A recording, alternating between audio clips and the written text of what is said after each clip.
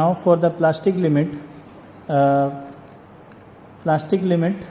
we have taken a soil sample of approximately 50 gram and we have added some water into this.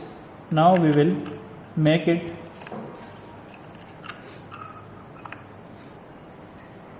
like this, and we will take from this sample, we will take a small sample and we will make a ball of it, and from that ball we will make a thread which is approximately which should be approximately 3 mm thick. If the sample is 3 mm, this is the plate we have taken. On this plate we will put this soil and then we will start rolling it.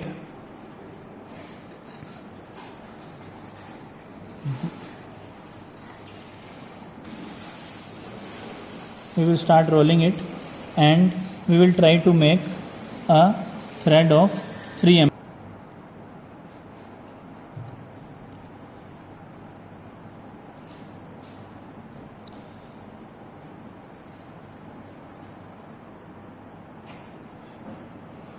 If the soil starts to crumble and still it is not, it cannot be molded into 3 mm thickness, then we can take this sample and we can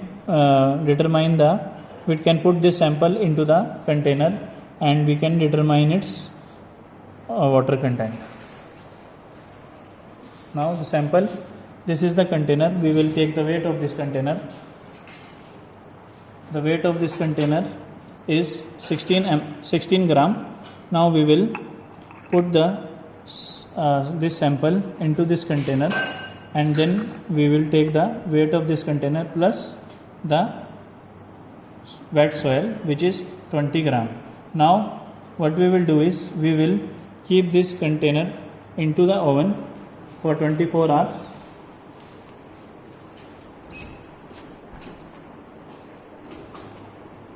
And after 24 hours we will determine the dry weight of this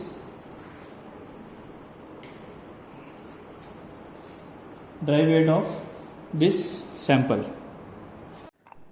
For plastic limit, we have this soil sample and now we will take the weight of this sample plus container weight, and this is 20 gram. Similarly, for plastic limit also we can take 2 more samples and the weight of 2 more samples, and then we can determine the plastic limit of the soil. The weights of container with wet soil and with dry soil both are same, that is 20 gram.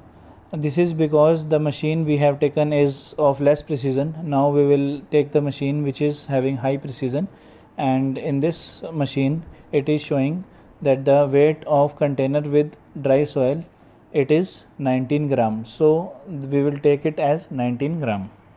So after conducting the plastic limit test, we have now 3 readings of 3 different samples. For the first case we have container number 3, second case we have container number 5, and for the third case we have container number 6. So in the first column, as you can see that the weight of container is 16 gram, weight of container plus wet soil was 20 gram.